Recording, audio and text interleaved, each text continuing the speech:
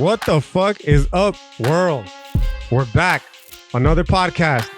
This time, joined by a longtime homie from grad school, my boy Rob, soon to be Dr. Robert, in accordance to the Beatles song that he just turned me on to, right? Getting his Ph.D. Where are you getting your Ph.D. at specifically, Rob? University of North Texas. University of North Texas, the Mean Green. Yeah. Fucking fantastic. And what exactly are you getting your Ph.D. in, sir, for the people who are listening along?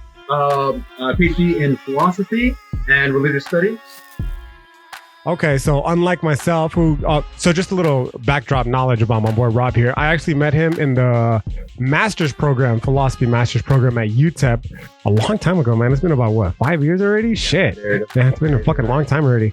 Yeah, and after the master's program, I guess Rob, he went on to pursue the PhD in philosophy because he was bold enough to leave our comforting little city here of El Paso, Texas, whereas I was still so sheltered and decided to stick around here at UTEP and pursue something not necessarily philosophy oriented, though very much in accordance with much of what current philosophy is, at least in institutional academias that are looking to move beyond, if you will, the traditional Eurocentric scope of, well, I guess the history of philosophy definitely here in the United States of America. But if we trace our lineage back further, intellectual lineage, Europe as well.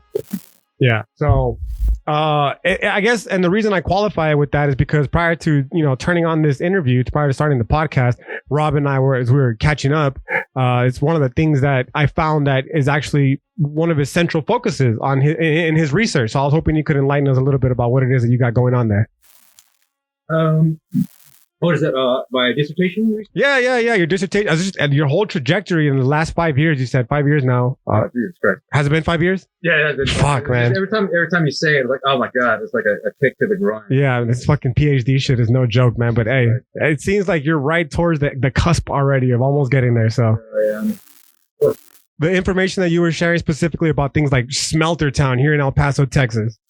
Okay, so what I'm writing about is the coloniality in the borderland and looking at decoloniality if possible, right? So decoloniality, Walter Mignolo, a lot of other Maldonado Torres, a lot of these philosophers are talking about decoloniality, and I'm going to be touching upon what they've done in the past, or what they've talked about. Mainly, a lot of it has to do with South America, but what I do want to focus on is decoloniality in the borderland, or coloniality in the borderland, and talk a little bit about history of El Paso as well. The way I'm doing that is through phenomenological exploration through my own family, my own lineage, my great-grandfathers, my great-grandmothers. And interestingly enough, their story is El Paso's story. So that's what I'm going to be talking about and touching on.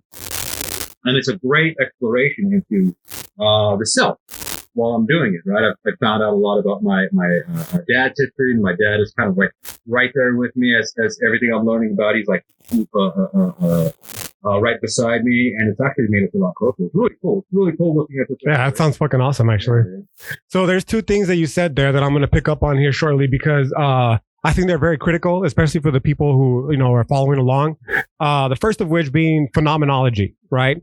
I know me personally, for those of you who have been listening along to the podcast, I've mentioned phenomenology on multiple occasions, but if the definition that I've given you is enough information to know, actually just take this comfortably, is then that despite what my particular interpretation of phenomenology is, I guess the study in and of itself, it dictates that it's going to differ slightly. I mean, there is some, there is some correspondence, is like among the theory, but just the nature of phenomenology alone, it dictates that it's going to be subjective between each and every single person. So I was hoping perhaps you can articulate a little bit about what it is that you specifically mean by a phenomenological exploration. Okay, great question. So phenomenology, quite literally studied experience, right? So looking at the experience of El Paso, or what El Paso is, the idea of El Paso, the city, the culture, and it is a culture, is phenomenologically through the experience of my own family, of my own personal experience in this town, in this culture, So phenomenology, looking at the study of experience. You can look at phenomenology in many different things. You can look at it. Let's say I was to something that I talk about in my master's thesis, going to a theater and watching a film. Phenomenology of film is putting yourself into embodying the main character somehow. Feeling what they feel, looking, when you watch a movie, you get emotional because you're phenomenologically in that film. You know, you're a part of it. You're not watching Tom Hanks, play as Forrest Gump. You're not thinking, oh, this is, he's not really in this time zone, or if you're watching Saving Private Ryan, this is not really war. They're just reenacting it or whatever. But at the time, you're really in that war. You're really running along with Forrest Gump, you know, through the west and through the east of America.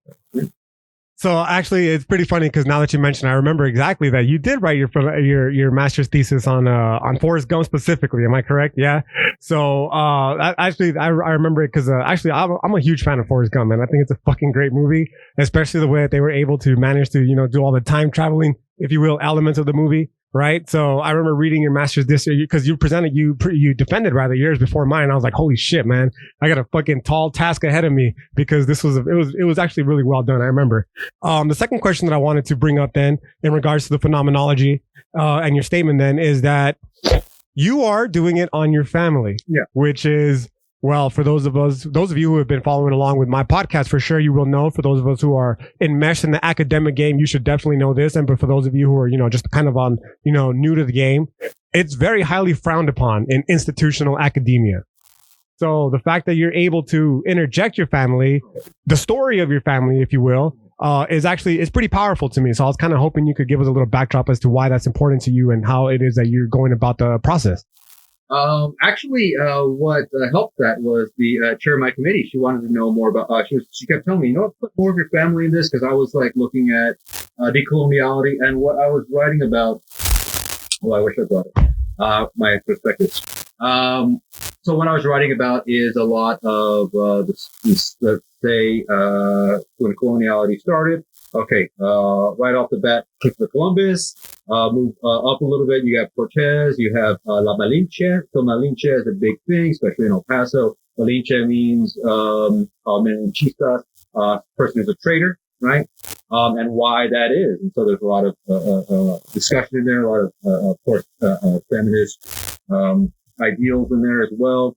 And then you moves on to some more coloniality with religion. That's where you come up with Virgin de Guadalupe. So there's a whole lot of things going on that I wanted to talk about. And she was like, okay, well, and then I mentioned my family. She's like, well, we don't put more of that. This stuff is great. But we know about this. We don't know about your family. And like what you were saying, Smoke-a-Town, start digging more into that. Dig into Smoke-a-Town, dig into this. How is it that you relate to this? Bring yourself into it, right? So they want to know something original. They want to hear something that hasn't been said before. Again, decoloniality with Walter Mignolo, who's done has a great series, a book on decoloniality around the globe.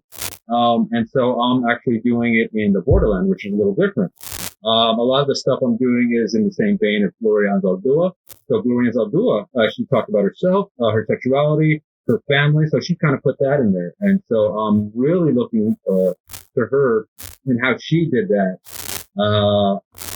And kind of brought that herself out, which was probably uncomfortable at the time. Oh, absolutely. I mean, some of the stuff she talks about as well, like her father and all that kind of shit, but very cutting edge stuff. Yeah. And so I'm like, well, let's try that. Let's just dig deep into my family, into the self, and see what I can bring out of it. Let's bring up my own philosophy, which, like we were saying earlier, is something that a lot of academia doesn't want you to do. They don't want you to bring your own philosophy in it. They wanted you to reach out to the other philosophers, to those to the dead, just re-dig up the dead.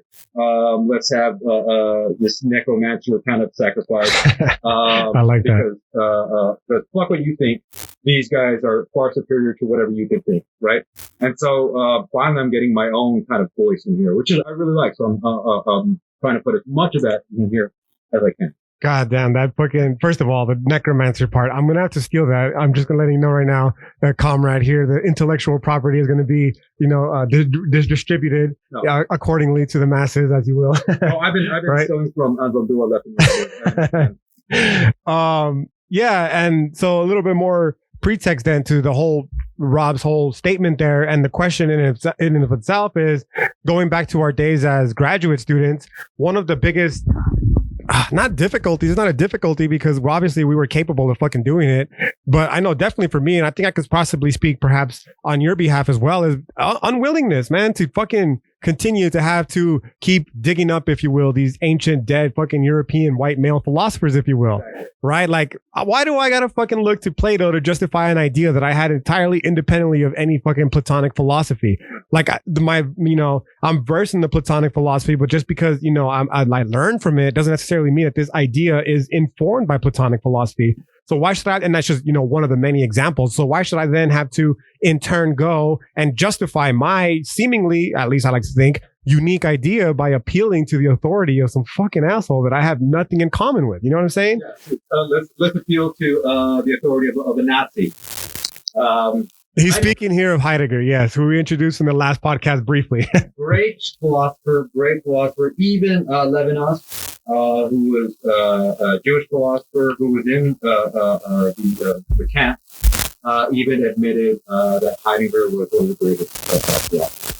Which is a very bold proclamation it made, given, the situation. They found themselves philosophizing during World War II. So obviously Nazi Germany and all that kind of shit, right? I think Levinas, though, by the way, is a pretty good, a segue, if you will, back to your personal philosophy that you're working on here. And that is because, well, listen, I love Jules Simon. Jules Simon, I've introduced him on my Instagram page in the picture, as my thesis advisor. He's a down motherfucker. Like, the UTEP philosophy program in general can suck a fat one, like straight up. I have plenty of gripes with the UTEP philosophy program, right? But Jules Simon is the real one there, okay?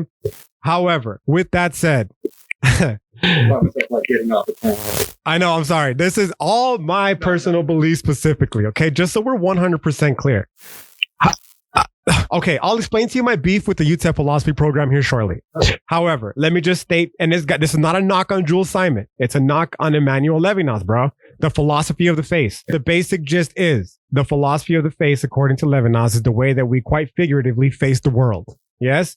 And that you can read, if you will, the story of a person, yourself included, but definitely that of the other, off their face, right? And that by that the face essentially, this is the butchering part here. It operates as this, it creates this space from which we can connect to one another on a more fundamental phenomenological level. Yes. Now, this is powerful stuff. It's very powerful stuff. And for the longest time, I was like, damn, Levinas pretty dope philosopher. And I had always wanted to get a little bit deeper into his shit whenever I had the chance to do so. Until I started my own decolonial process of philosophy. And I learned that the philosophy of the face predated any of the, Levinasian conception, at least in Germany, by thousands of years. That is the foundation of Nawat's philosophy, man. The philosophy of the heart and the face, right? Giving countenance to the heart of the face. Everything that I just told you right now, that's Nawat philosophy, bro. Right now, I'm just transposing it onto Levinasian interpretation as well. And what really stuck out to me is that Levinas, for whatever reason, went out of his way to dismiss Nawat philosophy as being primitive, as not even being a philosophy in and of itself, as being, yes, Hegel, that's another Jules Simon importation. I'm sorry, Jules, like, it is what it is, man. I know we've had this conversation, right? But one thing that, sorry, I didn't leave it. No, it's okay. No worries. Okay. Coming back to Levinas. One of the things that I did have some problem with, or one thing about Levinas is the other. You don't really see the face of the other until you're about to kill that person. So it's in that life or death struggle that you see the face. I'm wondering, is there a way to see that beforehand? Maybe I should talk to Jules about this. Maybe you can clear up a little bit. But that's one thing that I've always wanted to put Levinas in a lot of my writing, but I'm like, what? It has nothing to do with that life or death struggle. Exactly. Right? Yeah, absolutely, man. Can you see the face of the other without having to kill them, without having to go through that? And so, yeah, that's one of the things. I'm sure Jules thinks. One day, I'm going to get Jules on this podcast. One day. And I'm going to ask him to clarify a little bit deeper. I mean, I myself personally could do it because another thing we talked about is just how readily available all this information is specifically to us, right? And how realistically it's just a matter of us willingly applying ourselves to get the information. So as much as I would love to have Jules on here, the reality is I could just do it myself too. You know what I'm saying? But however, the reason that I bring that specific example up, the Levinas example in general, is because it goes back to our idea of having to justify our own personal ideas. People like you and I, who have nothing in common with Levinas, man. And when I say nothing in common, I mean it quite literally in the sense that, dude, he was philosophizing almost 100 years ago. It's like 75, right? Yeah, if we contextualize it in a European understanding of space and time, he was philosophizing on a different fucking continent, man, right? In a complete different epoch of time that you and I have no idea about. I mean, personally, I've never been in Europe. You know what I'm saying? So I don't know what Europe, what the space, if you will, is like in Europe, right? Furthermore, I've, at least for what I believe, right? I could be wrong, never existed during the fucking early 1900s. You know what I'm saying? So that whole space and time is completely foreign to me. So in that primitive respect, yes, the philosophy is fucking, it's like, it's very alien and foreign to me. On a different, more fundamental level, it doesn't necessarily apply, let alone relate to me outside of the overarching human experience, right? So even then, man, like I've never been put in a position where I have to kill somebody, you know what I mean? So that alone is going to, from a phenomenological perspective, going to pre-qualify me, or rather limit me from being able to, understand his philosophy completely. But furthermore, I have no intellectual or ancestral even heritage tied to that philosophical heritage that he's discussing. So then why in turn should I be forced to ground all my philosophy and thus the experience that I've had that has enabled me to arrive at these ideas through a philosopher that I have literally nothing fucking in common with? Right. And so that's another thing about philosophy as we know it comes from this Eurocentric mindset, right? So Europeans, they said these are the rules, this is what makes philosophy, and anything outside of this box is not philosophy. So if we take our ancestors, the Aztecs, and try to say, well, this is philosophy, this is philosophy. No, that's just culture, or that's just culture. Or anything. Let's go to the Dene, the Navajo, right? Lakota, Dakota, all those tribes. Let's say what they had to do, their ideas. Is that philosophy? Is that Native American philosophy, or what they would call Indian philosophy? No, that's just culture again. That's just an idea. That's just that the other. That doesn't qualify unless it fits in the box that the Europeans have created. Then otherwise, no, it's not philosophy. And then it doesn't come. So, why is it that this is the only philosophy that they have created, right? I have a big problem. Yeah, and I mean, it's a rightful problem to have. I don't know if you've read it. Maybe you have. It was a very famous article that was published. It was an op-ed in the New York Times that stated, what the fuck was the name of it? Specifically the title of the article. Oh, I'm drawing a blank here, but essentially, here we go. If philosophy won't, I just lost it again. But the basic gist of the article was that why is it that the philosophy department, unlike most other studies, right, is uniquely titled the philosophy department, despite the fact that it is clearly devoted strictly to white European wealthy men, right? Yeah. So the idea here is that, and if philosophy won't diversify, let's call it what it is. That was the name of the article, okay? And the article, the op-ed, it goes on to state that, they give the statistics worldwide and here nationally in the United States of America of how many other philosophical traditions are included into the academic discourse.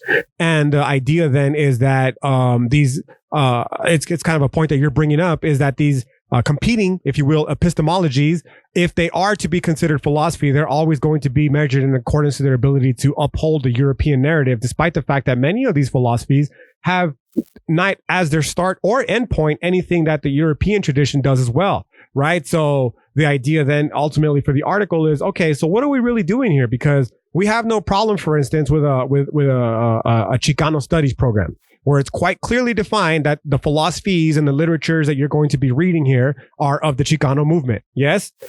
And it would seem weird then to try to introduce something, say, from a European tradition of philosophy from 500 years ago into a Chicano study program, because it's a Chicano study program, right? So anything from outside the Chicano study it seems irrelevant, right? So then why in philosophy are we upholding the same sort of model, in the sense that whenever a competing epistemology that is not from the European tradition is introduced, it's always dismissed as either not a philosophy or, more importantly, measured of its ability or to uphold the European Western tradition of philosophy, right? So again, in regards to how it is, with your philosophy, it's one of the things that brought me much joy in our little session that we had before, starting the podcast, is hearing that, that you're being enabled. It sounds like your PhD advisor sounds like a really cool person, right? That she's enabling you to transcend this very limiting model that we found ourselves in, and allowing you the space to create new shit that I personally hope will fucking breathe life into what is clearly, this is my personal opinion, right? Clearly a dying institution, and that is academia, man. Right. Well, like you were saying, it's hard to talk about Chicano studies or anything like that without conforming to that whole European standard, because the academic institution itself is based on a Eurocentric idea. And so we've been talking about that lately so we have this decoloniality group at the university. UNT is trying to move toward, hopefully, Latinx studies. I'm the only Latinx philosopher. Hava, of course, is on it as well. Oh, is she? Yeah, but she doesn't show up. Okay. Hava, come on, Hava. I'm the only one. Yeah. Hava, just in case you're wondering, she was another person that was I believe a year after us in the master's cohort. So we're speaking of her as if you all have familiarity of her. Now you do, right? Okay, so I'm the only one in there. So so I'm going to these meetings and we're talking about decoloniality and how would you colonize, let's say, the academia, or talk about decolonization in academia, is in order to do so correctly would be difficult because academia itself is colonized institution. Yeah, absolutely. So it's very difficult to really understand how we can get to that point. So we're in a paradox. Yeah, absolutely. No question. And I think that fucking paradox is it helps reveal, if you will, my statement as to why I personally believe that academia in general is a dying institution. I'll start at the surface level. If you just look around, you see the popularity of a lot of intellectuals like Sam Harris, fucking for all intents and purposes, even Jordan Peterson. I'm not sure what your familiarity is with him, right? But there's a lot of these public intellectuals, if you will, that are exposing the deficits and the faults in academic discourse, right? And when it comes to this coloniality, there's no question that's also one of them, man. And it's one of the reasons why I personally don't ever feel as though my philosophy will ever fucking be able to take hold within an academic institution. And I'm going to venture to say perhaps even yours as well. And I don't know what your personal thoughts are on this. I'll definitely allow you to, to state them here shortly. But me personally, I am of the opinion that, I mean, you just mentioned it right now, man. You are the only quote unquote Latinx person in your decolonial group, right? Which leads me to believe that the majority of them are, if the statistics of the article that I was mentioning earlier, if the philosophy won't decolonize, let's call it what it is, or rather diversify, it was probably white people. Yes, for lack of a better term. Males or females? Both. Both? Okay. Like even equally distributed mix? Yes, actually, yes. Yeah. But one great thing is a strong feminist belief. That's also a definite plus, right? Now, before we get a little bit deeper into this, actually, I should even qualify. It's actually one of the reasons why I have such a fucking big problem right now with the UTEP Master's Philosophy program, right? I'll just state it quickly and then I'll get on to the original point. And that is, how is it that a fucking tier 1 university on the borderland has no Mexican philosophers in its department? Has no Chicano or Chicana philosophers in his department. It's nothing but white people, bro. Fucking, like I said, Jules, you a down motherfucker, dog. I'll tell you all the time, right? But who else? You got Caroline, you got Alexander, not even a PhD. You know what I'm saying? You have all these people there. You have the lady who took the job over a fucking Mexican woman from the borderland with equally qualified credentials. And they gave it to a white woman from fucking Pennsylvania, dog. And she came here and was teaching Mexican American philosophy. Wow. You know what I'm saying? So when I say, man, fuck UTEP philosophy, that's where that's coming from. And it goes back to this whole point of what you're saying here is like, yeah, I'm the only quote unquote, I like quote unquote, because I'm not a fan of the term Latinx, right? But the only Latinx person, if you will, in that program. And it gets back to the to my initial critique, and that is that I don't feel as though my philosophy will ever take hold within an academic institution. That at best, it'll be fucking commodified by those very people who will take the best elements of it and be like, oh shit, hood philosophy. Hell yeah, Isaac, this shit's fucking dope. But when it comes time to actually implement the hood philosophy, they'll be like, I don't know about all that, guy, but we'll definitely teach it as, you know, a possible reading, if you will. And we'll try to include it into the syllabus or whatever the case might be. Suggested reading type shit. You know what I'm saying? Yeah, a token kind of idea. Yes, exactly. Right. So I don't know what your personal stance is when it comes to this and infiltrating, if you will, the academic institutions, but I'd love to hear it. What do you mean by that? Yeah. So sort of diversity in there. Not even so much of diversity, because it's about, I don't know, shit, man. I'm just going to be fucking even more explicit with you, right? Because I think, before we were setting up this is just giving a little pretext to the conversation that we're having now for those of us who are listening. When Rob reached out to me, one of the things that he did mention is he wanted to talk to me about hood philosophy. So let's fucking get a little bit deeper into the hood philosophy here, man. Right? It's the understanding that just because you have a person of brown color or black color, just because you have a gay philosopher or whatever, a woman philosopher, that doesn't mean that the colonial ideas have fucking disappeared, man. At best, it means that they've been fucking transmogrified and shit into brown skin. You know what I'm saying? That you'll have, because I had in my PhD program here at UTEP, brown professors that uphold and upheld the same fucking academic colonial bullshit that it is that we were talking about, man. It's funny because we would be sitting there and in one breath, we would be talking about how fucking colonialism is evil and how we got to decolonize academia and all that kind of shit. And then on the very next breath, they would turn around and implement their colonial practices. They would turn around and implement the colonial structure. And it's just like, man, what the fuck, dude? Like, it's almost seemingly impossible to try to overcome the colonial foundation, if you will, of the institutional university facility. Yeah. Because it's based on that colonial concept. It seems, yeah, exactly. To me, at least, right? And so the reason that I ask you, you know, to maybe if you have differing beliefs is because I understand, you know, I'm able to understand that my position is, it's not uniquely mine. Others share it. You know what I'm saying? But it's not necessarily correct. And that's not entirely wrong per se. But what I'm trying to say more specifically is I'm able to step back and understand that I could undoubtedly have fucking faults in my thinking, in my logic, right? And if any, if they're going to be introduced, it's definitely going to be through a discourse practice where, you know, of someone who would understand, and you more than most definitely will, because you, like I, am what I would consider at least a Chicano man from the fucking borderland who is trying to go through the institutional academic fucking system and undo what we perceive to be many of the grave injustices within it. Right? So that's one of the things I'm constantly asking myself, is this going to be interesting enough? Is anybody going to take it seriously? Is this something that people want to hear? Or is it just going to be, if anything, if like you get a job, it's going to be a token Latin professor, or they're just throwing me a fucking bone? Is that what it is? Is that what I'm working for? That kind of thing. Now, to be clear, getting thrown that bone, because capitalism, right, is not a bad thing. It's not a bad thing. You know what I'm saying? Yeah, it is a difficult thing. You find yourself in a paradox that we're talking about. It's a unique position that people like ourselves find ourselves in, man, because people like you and I, not just you and I, though, plenty of others. And that is that on the one hand, we do want to change shit. We recognize where the system is flawed and we want to change it.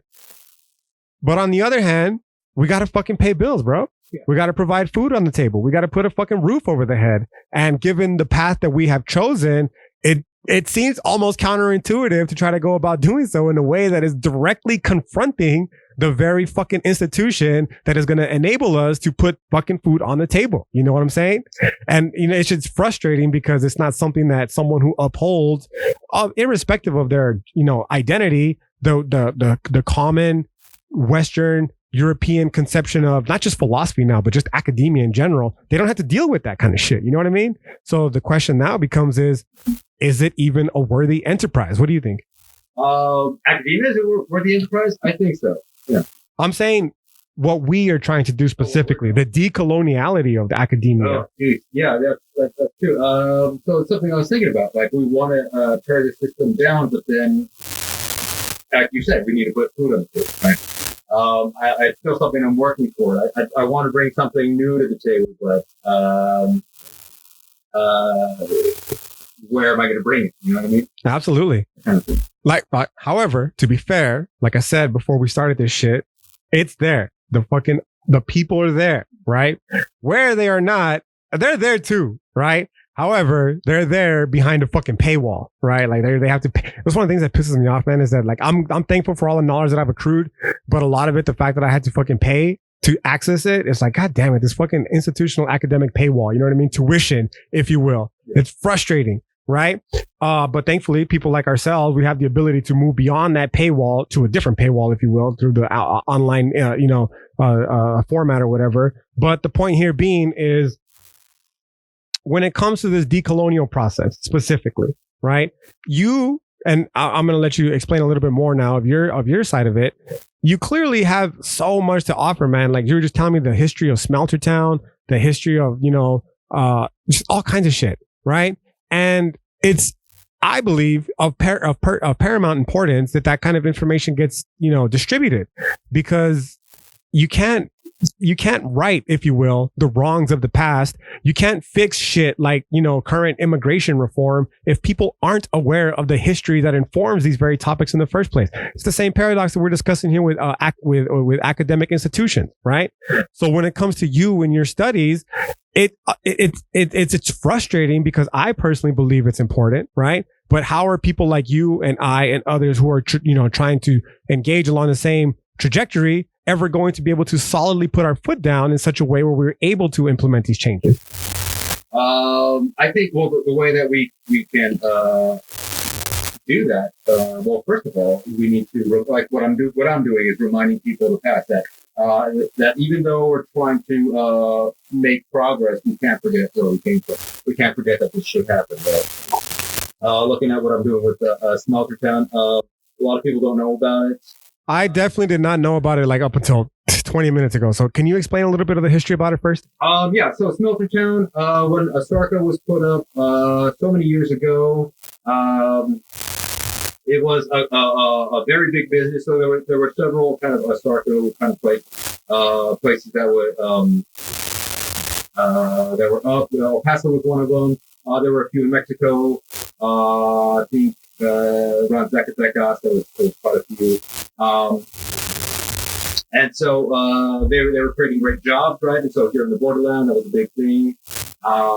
And a lot of people that worked there, Mexican immigrants, they brought immigrants over, and they lived right there in this little smelter town, which was very toxic.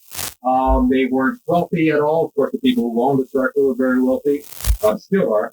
And it was one of the things that brought business to El Paso, and in fact also that helped bring the railroad to the Pacific, Union Pacific, and there was two others. So it started off with 4 railroads. But anyway, so it started. El Paso, one of the things that made it big was that a big fucking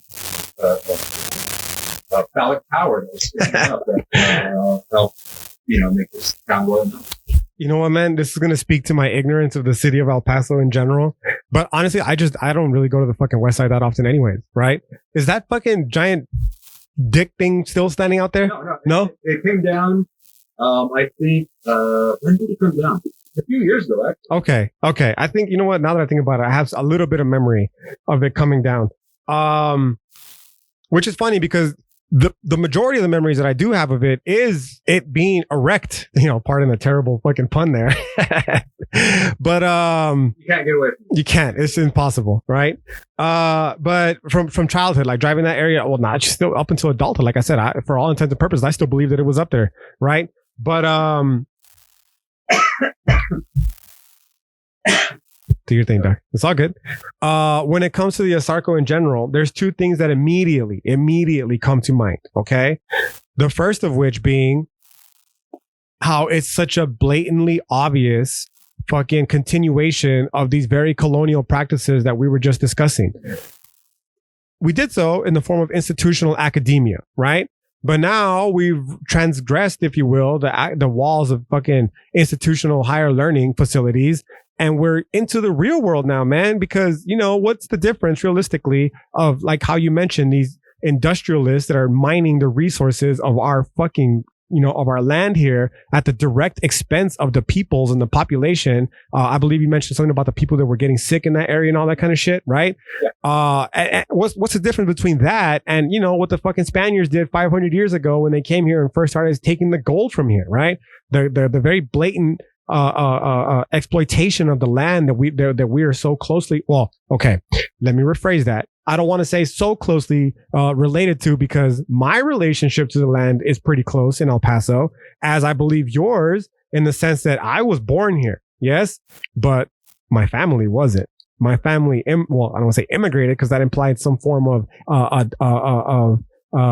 non-belonging to this country, but it's very problematic when you start thinking about borders. They're from this fucking continent, is what I'm trying to say, right? So I don't want to, when I say when they immigrate here, I don't want to give the idea that they're from elsewhere. No, they're from this continent. They're just not from this particular part of the continent that we call El Paso, right?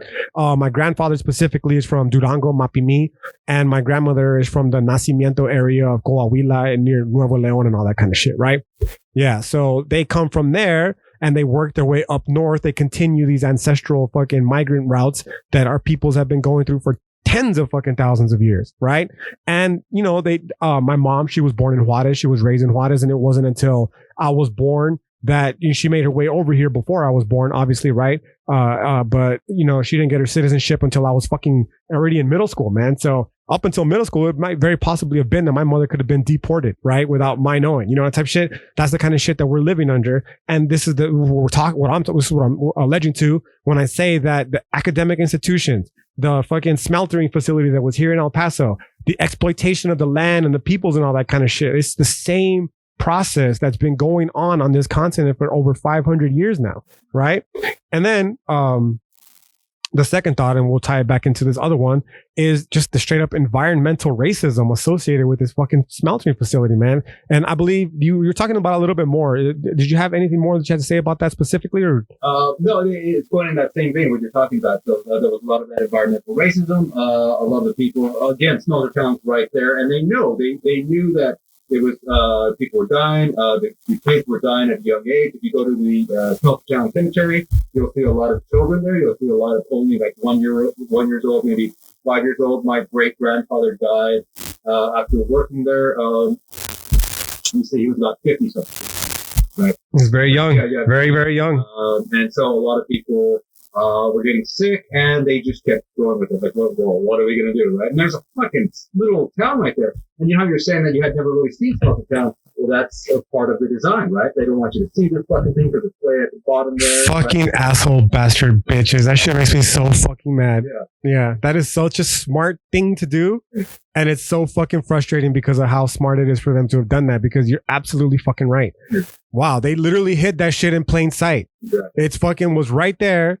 And it took me 33 years to learn about it. Sitting here fucking 20 minutes ago talking to you and finding out for the first time that there was an actual town in that area, because, like I said, my knowledge of that fucking phallic tower, it was just in passing. You know what I'm saying? I never fucking went to Asarco, but I remember specifically the tower, right? The people listening to this right now from El Paso who are from here, who have lived here, or who have visited here, you know exactly what the fuck we're probably talking about as well, right? But the idea that there was a whole fucking town around that area, that is something that I never knew. This complete foreign knowledge to me, right?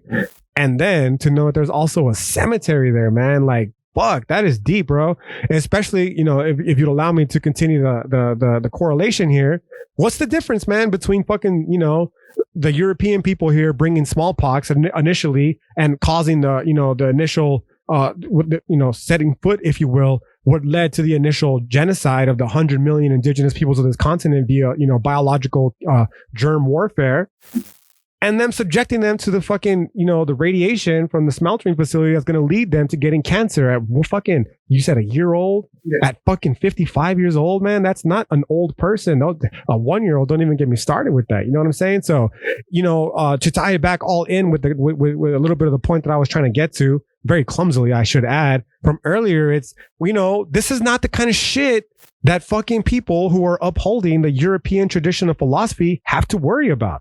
You know what I'm saying? This is shit that people like you and me and your family, my family never worked at a Saco, right? My family will have the story of the bracero because that's how my grandfather came here, right? But that's the kind of shit that these European philosophers are never going to have to worry about. You know what I'm saying?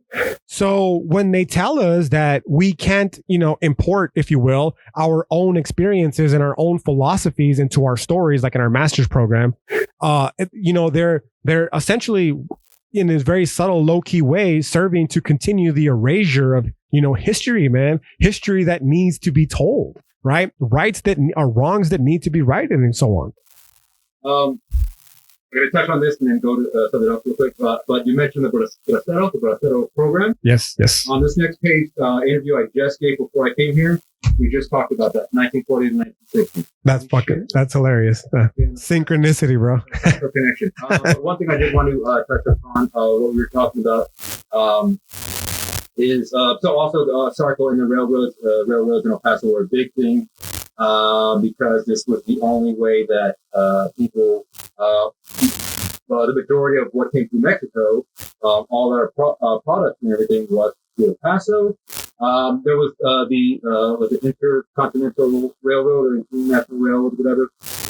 I'm butchering that. But that, when they made that in America back in the early 19th century, the tracks weren't that steady, or they didn't use them as often because we couldn't carry heavy cargo, especially from the gold rush in Mexico and California and all the kind of shit ore that they were getting from that. The soldiers during the Civil War all came through El Paso. So because we had stronger railroads and all that shit. And so one of the things was Native Americans were also part of those who were putting the trash together. Again, immigrants from Mexico. And there was a lot of people being displaced. Not only Native Americans, but also some of the resources that Mexico needed was being displaced by that railroad system that went to California. And so there was, again, Native Americans working on that, as well as Mexican immigrants. So they were essentially doing that to their own people. They were fucking them over to build this railroad by these wealthy white people, right? That whole thing. They were kind of stepping on their own to do this. Yeah, it's fucking heartbreak looking at this past and what happened. Yeah. I mean, yeah, it's certainly heartbreaking, right? But I think, at least for me personally, an important thing to not, lose sight of is the fact that it's not just consigned to the past, that it's still happening, man. Like, it's still here. You know what I'm saying?